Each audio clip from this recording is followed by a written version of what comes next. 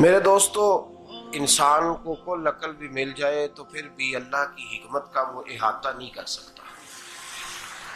رب کریم کو زیادہ پتہ ہے کہ ہمارے لیے کون سی چیز بہتر ہے اور کون سی چیز ہمارے لیے نقصان کا باعث ہے۔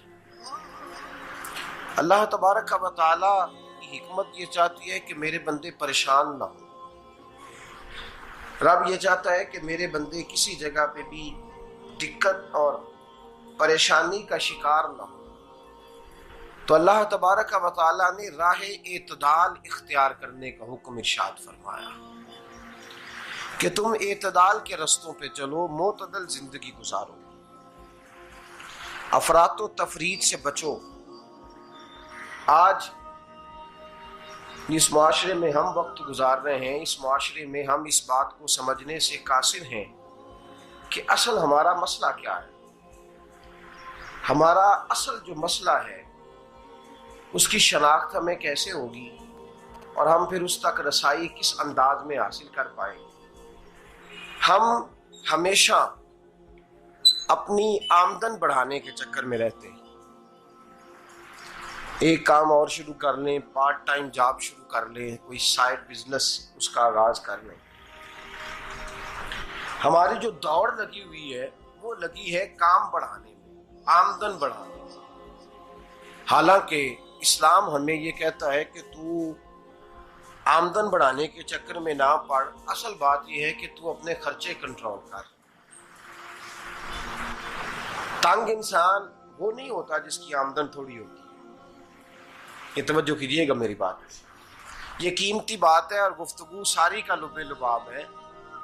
تنگ بندہ وہ نہیں ہوتا جس کی آمدن تھوڑی ہوتی ہے، اصل پریشان وہ ہوتا ہے جس کے خرچے زیادہ ہوتے ہیں۔ اور ہمارا جو روزمرہ کا نقصان ہو رہا ہے نا، وہ آمدن کے معاملات میں نہیں ہو رہا۔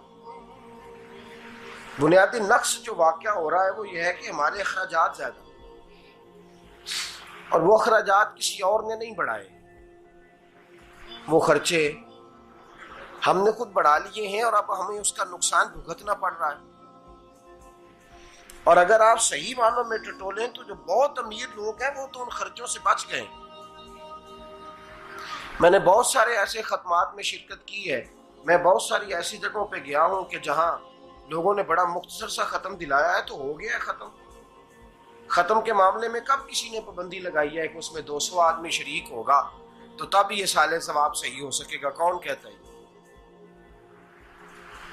یا شادی کے موقع پر اگر سارے بہن بھائیوں کو نہ بلایا گیا تو میری شادی پایہ تکمیل تک نہیں پہنچے گی، اس میں برکت نہیں ہوگی، یہ کس نے فتویٰ دیا ہے؟ معتدل زندگی کا اسلام حکم دیتا ہے۔ میں پڑھ رہا تھا کہ ایک بہت بڑا صدر ہے، غالباً سوڈان کے صدر کی بات ہو رہی تھی، تو اپنے بیٹے کی بارات لے کے گیا تو 4 لوگ گئے ہیں بارات اور 15 لوگوں کا اس نے اہتمام کیا اپنے گھر میں کھانا کھانے کا۔ تو کیا شادی ہو گئی کہ رک گئی؟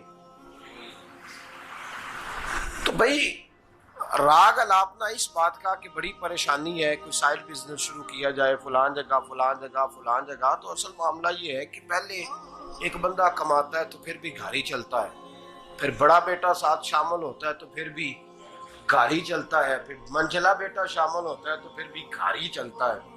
جو رونا دادا جی رویا کرتے تھے کہ بڑی مصیبت ہے، بڑی مشکل ہے، گاؤں میں رہ اکیلے ہوتے تھے اور وہ 5 بچوں کو اور 4 بچیوں کو وہ پالتے تھے، تو جو وہاں پریشانی تھی وہی آج پریشانی شہر میں آ کر پڑھ لکھ کر موٹی تنخواہ لے کر وہی پریشانی ہمیں ہے۔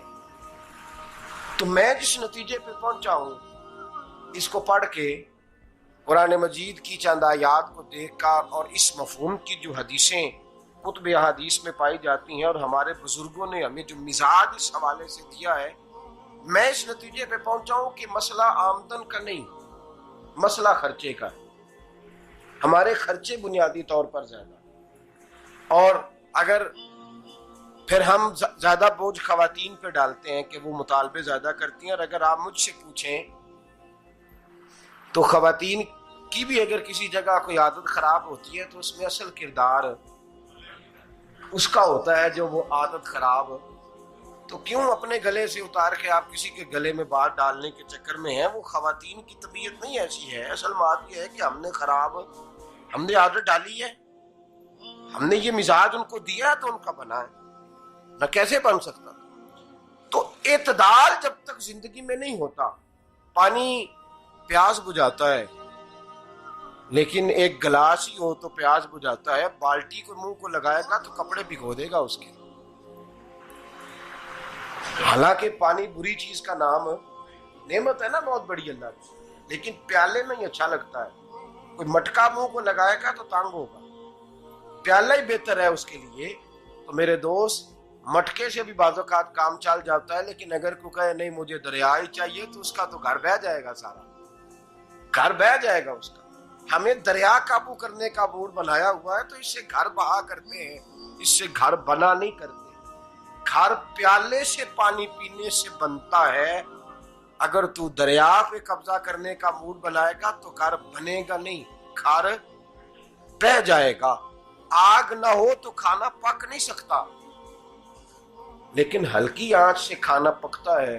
اور اگر آنچ تیز کر دی جائے تو جی قرینے قیاس بات کر رہا ہوں، میں عقل سے ماورا نہیں کر رہا. قرینے قیاس سمجھانے کے لیے مثالیں دے رہا ہوں. ہلکی آنچ پہ کھانا پک جاتا ہے اور آگ تیز ہو تو کھانا جل جاتا ہے.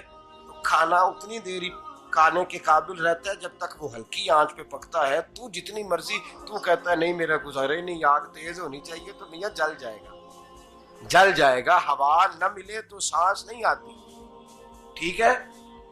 آکسیجن نہ ہو تو سانس، ہوا نہ چلے تو گزارا نہیں ہوتا. لیکن اگر تیز جلے نا، اگر تیز چلے تو آندھی اور طوفان بن جائے تو چھتیں گرا دیتی ہے، جانیں لے لیتی ہے. ہم ہیں طوفان کے چکر میں، ہم ہیں دریا کے چکر میں، ہم ہیں بڑے لاؤ کے چکر میں. تو میاں ہلکی آنچ ہی اچھی ہے، یاد رکھ. اور ایک گلاس پانی کا اعتدال سے ملتا رہے تو وہی ملتا رہے، ضرورت کے وقت وہی بہتر ہے. تو پورے دریا پہ قبضہ کرنے کا پروگرام نہ بنا، تانگ ہو جائے گا.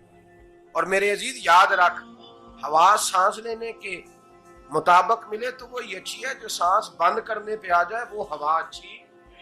ہم نے چکر چلا لیا ہے کہ زیادہ پیسہ، راتوں رات پیسہ، لمبا پیسہ، یہ پلاٹ بھی میرا، وہ پلاٹ بھی میرا، گجرانوالا بھی، گجرات بھی، لالا موسیٰ کھاری اور پنڈی تک جہاں میں جاؤں میرے نام کی تختیاں لگی ہوئی ہونی چاہیے. اسلام منع کرتا ہے.